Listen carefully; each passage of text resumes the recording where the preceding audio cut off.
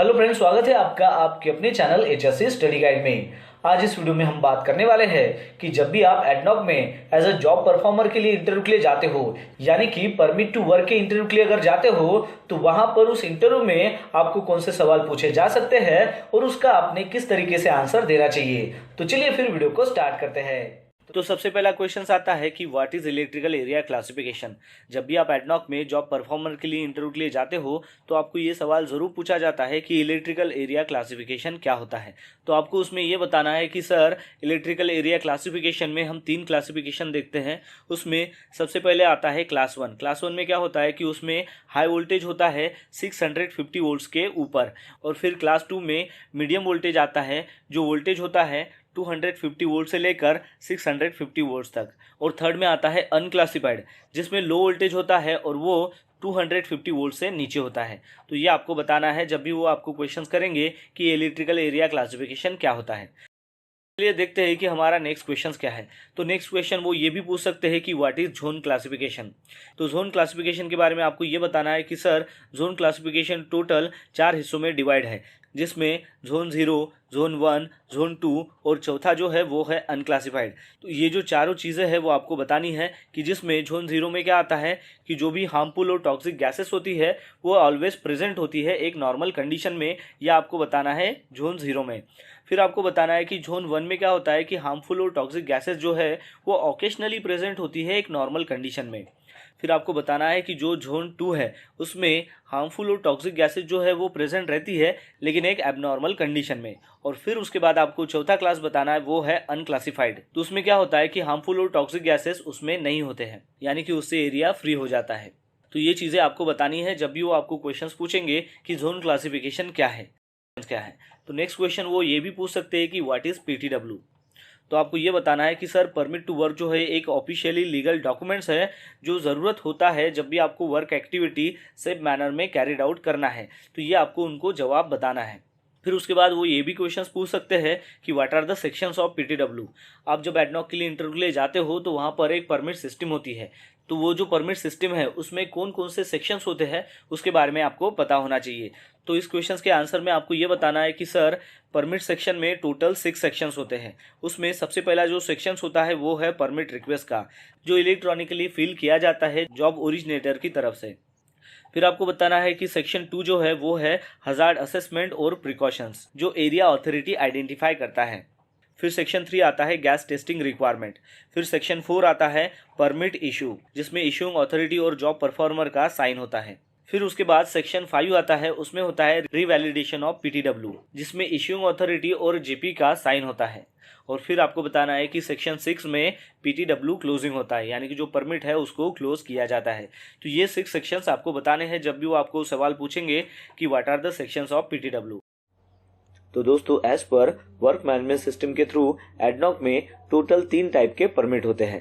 उसमें सबसे पहला आता है जनरल वर्क परमिट, और ये जो परमिट है ये एप्लीकेबल होता है जनरल एक्टिविटीज के लिए, जिसमें कोई सोर्स ऑफ इग्निशन ना हो या फिर कोई भी क्रिटिकल वर्क एक्टिविटी ना हो।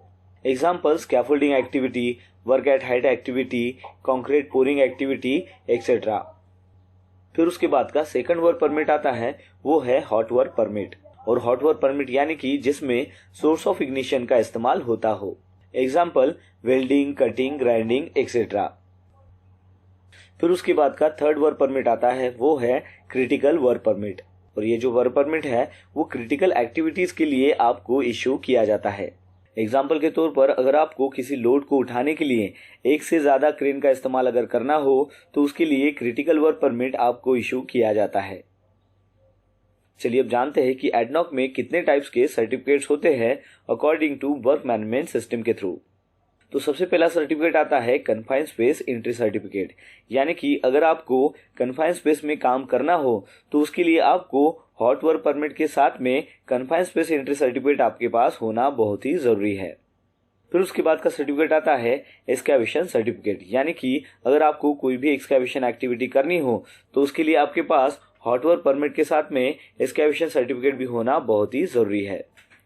फिर उसके बाद का सर्टिफिकेट आता है vehicle and machine entry certificate, और ये जो सर्टिफिकेट्स है ये आपको जो भी ऑपरेटिंग इक्विपमेंट्स है जिसमें कंबशन इंजन है, जैसे कि फोर्कलिफ्ट ट्रक हो गया, जनरेटर हो गया या फिर कंप्रेसर हो गया, तो उसको अगर आपको जो भी हजार्डस एरिया है उसमें अगर काम करना है तो उसके लिए आपको व्हीकल और मशीन एंट्री सर्टिफिकेट लेना बहुत ही जरूरी है। फिर उसके बाद का सर्टिफिकेट आता है डाइविंग सर्टिफिकेट, और ये जो सर्टिफिकेट है जो ऑफशोर में डाइविंग का काम करते हैं उनके लिए इशू किया जाता है। फिर उसके बाद का सर्टिफिकेट आता है आयोनाइजिंग रेडिएशन सर्टिफिकेट, यानी कि रेडियोग्राफी का अगर आपको कोई भी अगर काम करना हो तो उसके लिए आपके पास हॉट वर्क परमिट होना चाहिए और उसके साथ ही साथ आपके पास आयोनाइजिंग रेडिएशन सर्टिफिकेट भी होना चाहिए।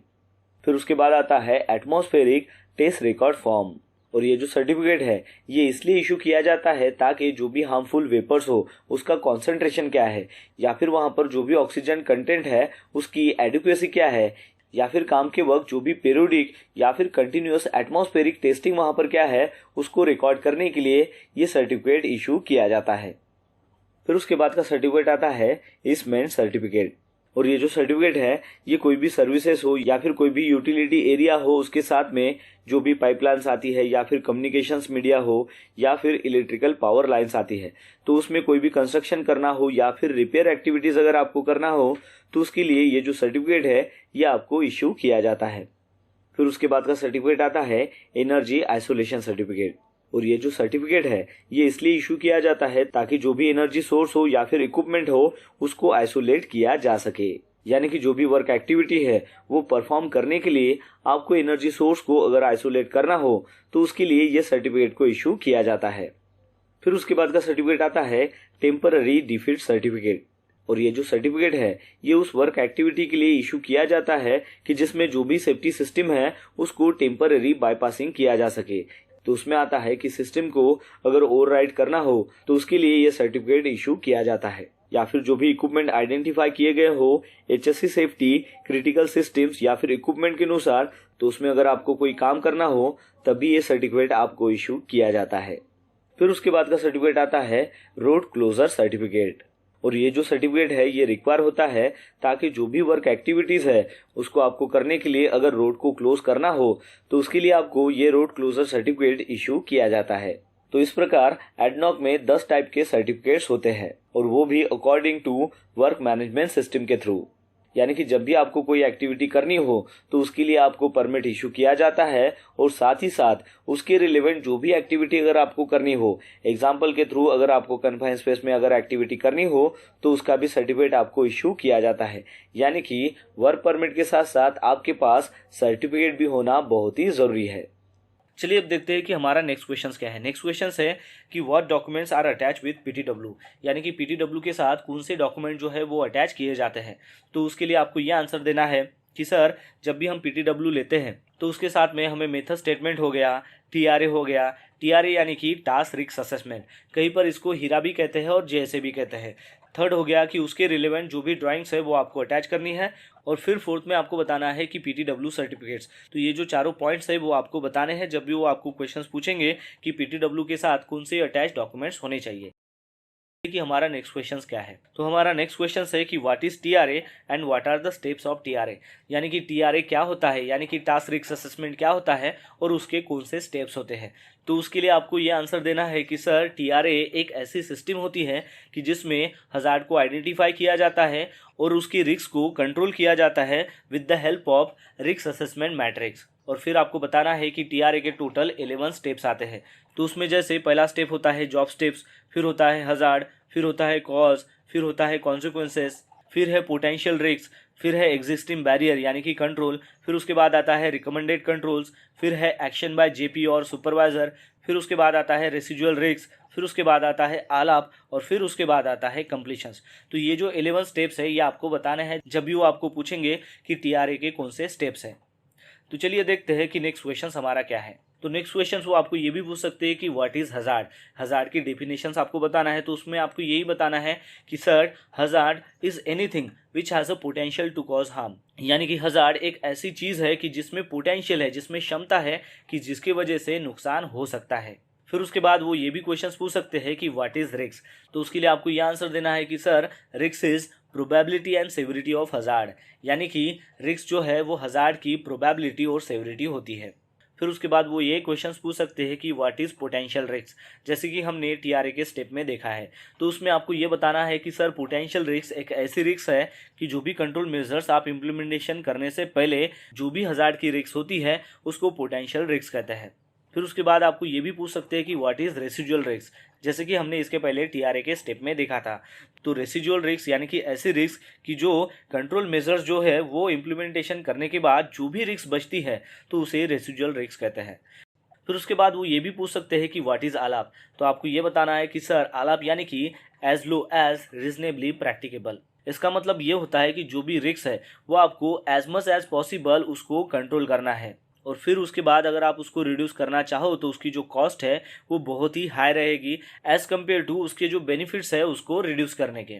फिर उसके बाद वो ये भी पूछ सकते हैं कि what is validity of TRE, या फिर वो ये भी पूछ सकते हैं कि आपको ये जो टीआरए है उसको आपको कब रिवाइज करना चाहिए।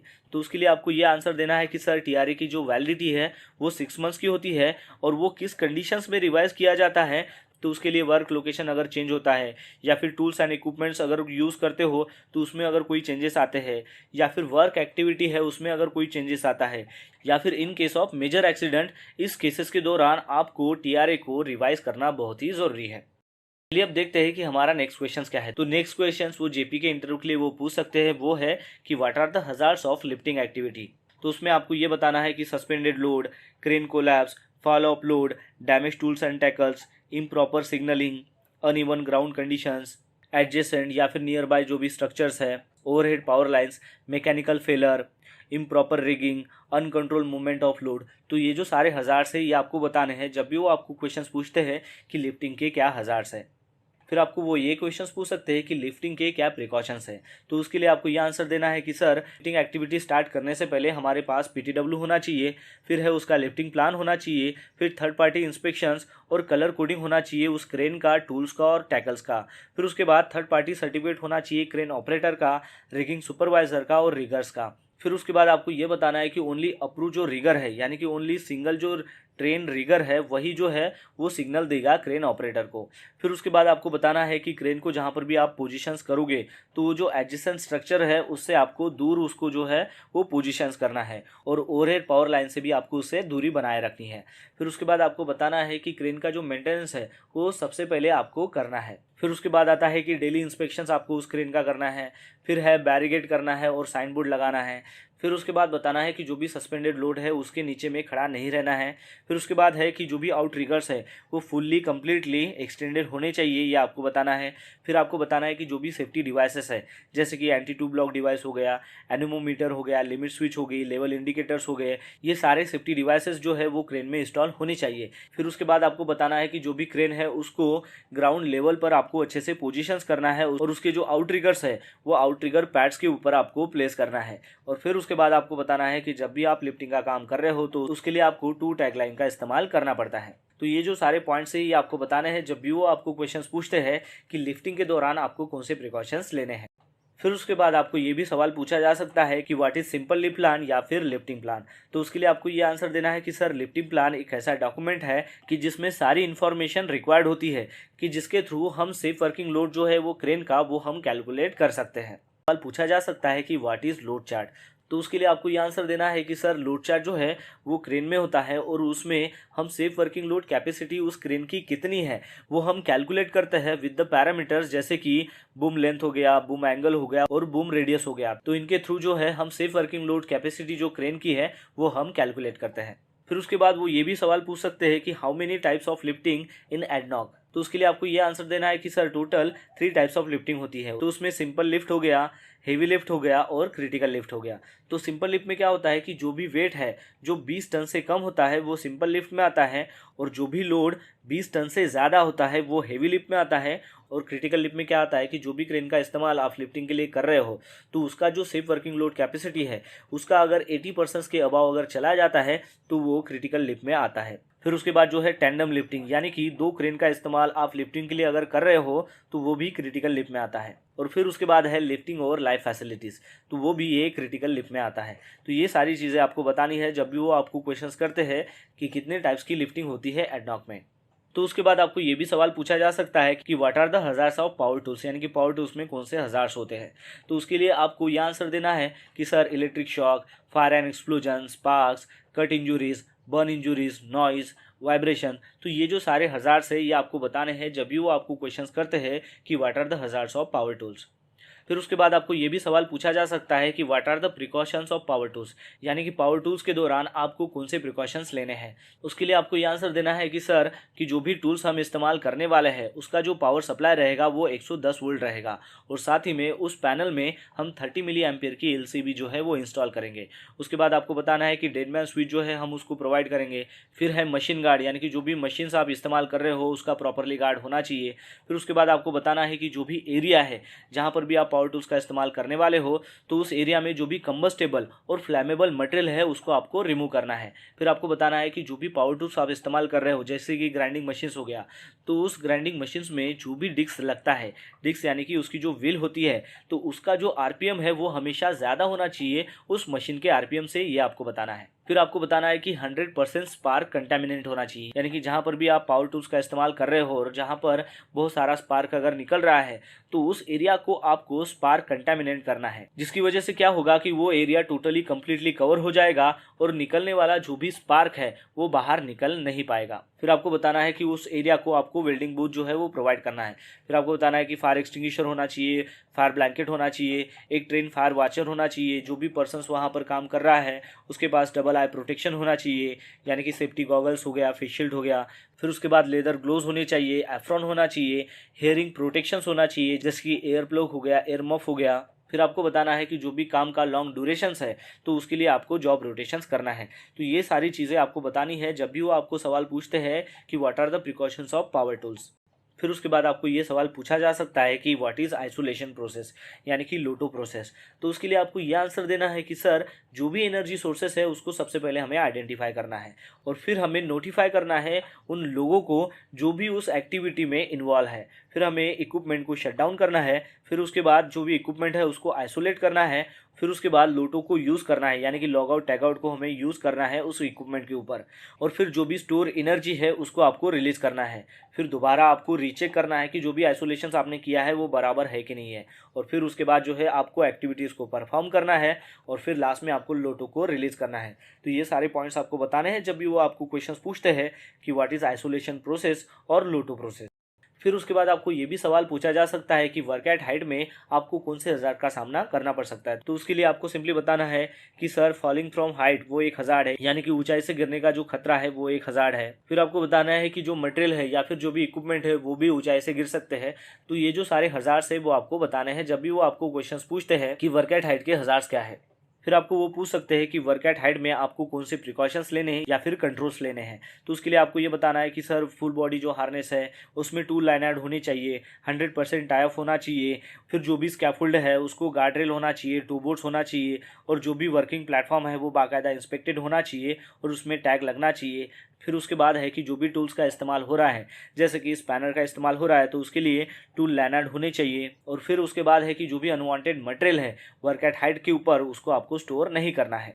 फिर उसके बाद आपको ये भी सवाल पूछा जा सकता है कि मोबाइल स्कैफोल्डिंग के वक्त कौन से हज़ार्ड्स होते हैं।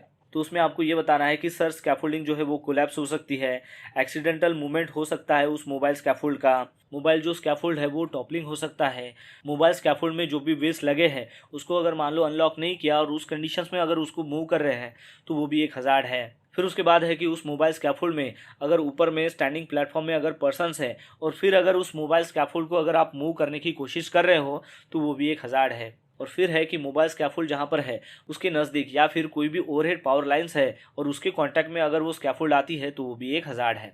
फिर उसके बाद आपको ये भी क्वेश्चंस पूछा जा सकता है कि मोबाइल स्कैफोल्डिंग में कौन से प्रिकॉशंस लेने पड़ते हैं। तो सबसे पहले आपको ये बताना है कि जो भी स्कैफोल्ड है उसके ऊपर ग्रीन टैग है कि नहीं है वो सबसे पहले हमें चेक करना है। फिर आपको ये बताना है कि जो भी मोबाइल स्कैफोल्ड है उसके ऊपर कोई भी पर्सन अगर स्टैंडिंग है तो उस दौरान उस मोबाइल स्कैफोल्ड को आपको मूव नहीं करना है। फिर आपको बताना है कि मोबाइल स्कैफोल्ड को मूव करने से पहले आपको चेक करना है कि उसके जो व्हील लॉक्स है वो प्रॉपर कंडीशंस में है कि नहीं है, यानी कि उसको आपको अनलॉक करना है। अगर वो लॉक कंडीशंस में है तो उस दौरान आपको उस मोबाइल स्कैफोल्ड को मूव नहीं करना है। फिर आपको बताना है कि मोबाइल स्कैफोल्डिंग का जो भी प्लेटफॉर्म है उसके ऊपर से आपको शॉर्टकट नहीं लेनी है। फिर आपको बताना है कि मोबाइल स्कैफोल्ड को जब भी आपको मूव करना है, मूव करने से पहले जो भी उसके व्हील्स है उसको आपको अनलॉक करना है। फिर आपको बताना है कि स्कैफोल्ड की जो पोजीशंस है वो आपको कोई भी जो सरफेस एज हो या फिर नियर बाय जो भी ओवरहेड पावर लाइंस है उसके नज़दीक में आपको स्कैफोल्ड को पोजीशन नहीं करना है। तो ये सारी चीज़ें आपको बतानी है जब भी वो आपको क्वेश्चंस पूछते हैं कि मोबाइल स्कैफोल्ड के वक्त आपको कौन से प्रिकॉशंस लेने पड़ते हैं। फिर उसके बाद वो क्वेश्चंस पूछ सकते हैं कि व्हाट इज H2S। तो सिंपली आपको ये आंसर देना है कि सर H2S यानी कि हाइड्रोजन सल्फाइड जो हाईली टॉक्सिक और कोरोसिव गैस है। फिर उसके बाद आपको ये भी सवाल पूछ सकते हैं कि H2S जो गैस है उसकी प्रॉपर्टीज क्या है, यानी कि उसके कैरेक्टरिस्टिक्स क्या है। तो आपको ये ध्यान में रखना है कि ये सवाल आपको क्यों पूछा जाता है, क्योंकि एडनॉक में जब भी आप काम कर रहे हो तो वो ऑयल एंड गैस फील्ड है, तो वहाँ पर H2S गैस होने की संभावना जो है वो ज़्यादा होती है। तो इसलिए उस H2S गैस के बारे में आपको डिटेल जानकारी होनी चाहिए, इसलिए आपको ये सवाल पूछा जाता है।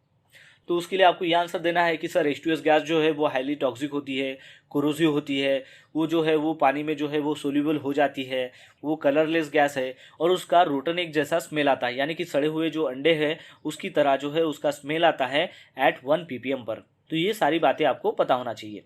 फिर उसके बाद आपको ये भी सवाल पूछा जा सकता है कि जो H2S गैस है उसके लिए आपको क्या प्रिकॉशंस लेने चाहिए। तो सिंपली आपको ये बताना है कि सर जो भी पर्सन्स वहाँ पर काम करने वाले हैं उन सभी का H2S ट्रेनिंग होना चाहिए, उन सभी के पास पर्सनल H2S गैस मॉनिटर होना चाहिए। फिर उसके बाद ईबा उन सभी के पास होना चाहिए, ईबा यानी कि इमरजेंसी एस्केप ब्रीथिंग apparatus।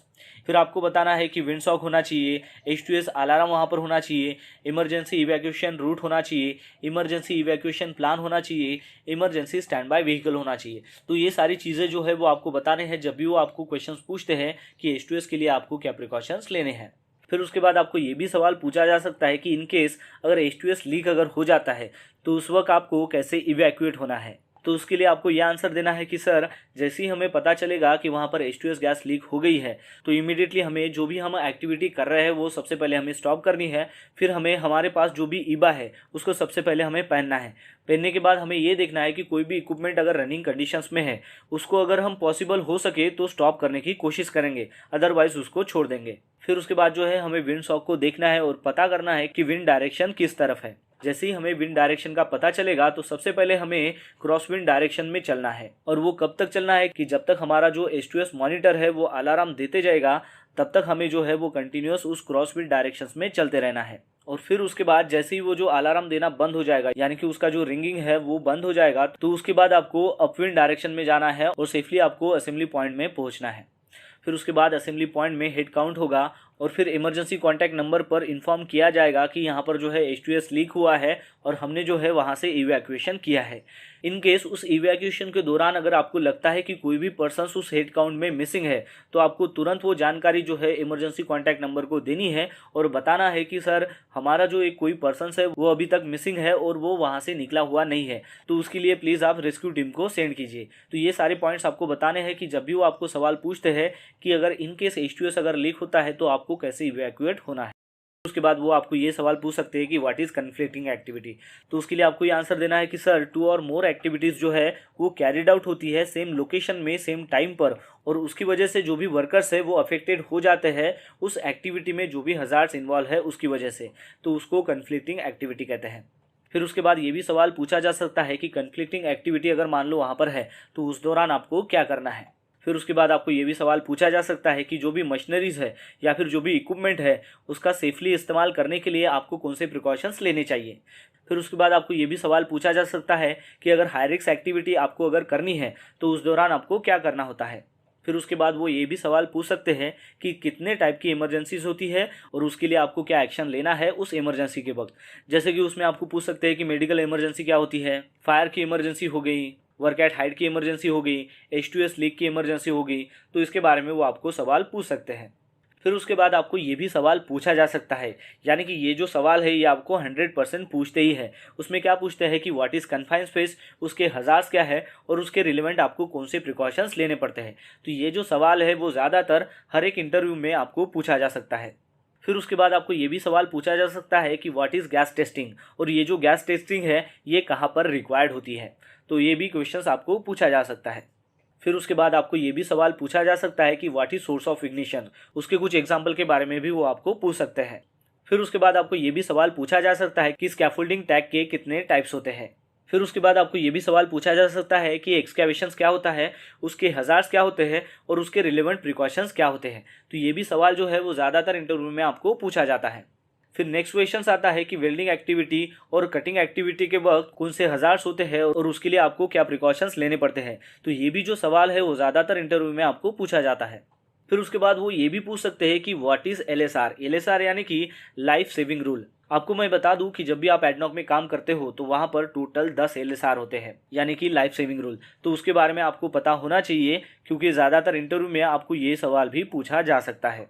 फिर उसके बाद आपको ये भी पूछ सकते हैं कि व्हाट इज स्टॉप पॉलिसी। तो स्टॉप पॉलिसी के बारे में आपको पता होना चाहिए। तो एडनॉक में स्टॉप पॉलिसी होती है, उसमें स्टॉप पॉलिसी का एक कार्ड होता है, यानी कि हर एक वर्कर हो, एम्प्लॉय हो, हर किसी पर्सन्स को ये अथॉरिटी दी गई है कि आप स्टॉप कार्ड का यूज़ करके आप किसी भी अनसेफ काम को रोक सकते हो। और फिर उसके बाद बहुत ही इंपॉर्टेंट क्वेश्चंस आपको पूछा जाता है, और वो होता है कि जेपी की रिस्पॉन्सिबिलिटी क्या होती है, यानी कि जो भी जॉब परफॉर्मर है उसकी क्या रिस्पॉन्सिबिलिटी है, ये आपको डिटेल में उनको बताना है। फिर उसके बाद आपको ये भी सवाल पूछा जा सकता है कि how many types of ladders and positions. तो ये भी सवाल जो है वो आपको पूछा जा सकता है। फिर उसके बाद आपको ये भी सवाल पूछा जा सकता है कि what is pass system. Pass system यानी कि फायर एक्सटिंग्विशर का आपको कैसे इस्तेमाल करना है इन केस अगर फायर हो जाती है। तो उस पास सिस्टम में आपको पी का फुल फॉर्म बताना है, जैसे कि पुल द पिन। ए का फुल फॉर्म होता है aim at the base of fire. S का फुल फॉर्म होता है स्क्वीज द हैंडल। एस का फुल फॉर्म होता है स्प्रिट झिगजैग या फिर spread from side to side. तो ये जो है ये पास का रूल है, ये आपको बताना है। फिर उसके बाद आपको ये भी सवाल पूछा जा सकता है कि व्हाट इज स्टार्ट कार्ड। तो ये जो स्टार्ट कार्ड है इसका आपको मीनिंग बताना है, जैसे कि उसका फुल फॉर्म होता है safety task analysis risk reduction task. तो ये बातें आपको बतानी है जब भी वो आपको पूछते हैं कि व्हाट इज स्टार्ट कार्ड। फिर उसके बाद आपको ये भी सवाल पूछा जा सकता है कि व्हाट इज इलेक्ट्रिसिटी। फिर उसमें आपको बताना है कि फ्लो ऑफ जो इलेक्ट्रॉन्स होते हैं जो क्लोज सर्किट में, उसको इलेक्ट्रिसिटी कहते हैं, या आपको सिंपली उसका आंसर देना है। फिर उसके बाद आपको ये भी सवाल पूछा जा सकता है कि क्यों 110 वोल्ट जो है वो इस्तेमाल किया जाता है इंस्टीड ऑफ 220 वोल्ट। तो उसमें आपको सिंपली आंसर देना है कि sir to reduce the risk of electrocution, यानी कि इलेक्ट्रिक्यूशन की वजह से होने वाली जो भी रिस्क है उसको रिड्यूस करने के लिए जो है हम 110 वोल्ट्स का इस्तेमाल करते हैं। और फिर उसके बाद आपको ये भी सवाल पूछा जा सकता है कि व्हाट इज़ फायर ट्रायंगल। तो उसके लिए आपको बताना है कि फ्यूल, ऑक्सीजन्स, हीट, ये जो है ये फायर ट्रायंगल्स के कंपोनेंट्स होते हैं, और इसकी वजह से जो है वो फायर ट्रायंगल जो है वो क्रिएट होता है। तो दोस्तों आशा करता हूं कि आपको इस वीडियो के माध्यम से पता चल गया होगा कि जब भी आप एडनॉक में एज अ जॉब परफॉर्मर के लिए इंटरव्यू के लिए जाते हो, यानी कि परमिट टू वर्क के इंटरव्यू के लिए अगर जाते हो, तो वहां पर आपको कौन से सवाल पूछे जा सकते हैं और उसका आपने किस तरीके से आंसर देना चाहिए। तो बस आज के लिए इतना ही, मिलते हैं नेक्स्ट वीडियो में एक नए टॉपिक के साथ में। तब तक के लिए टेक केयर, बाय बाय।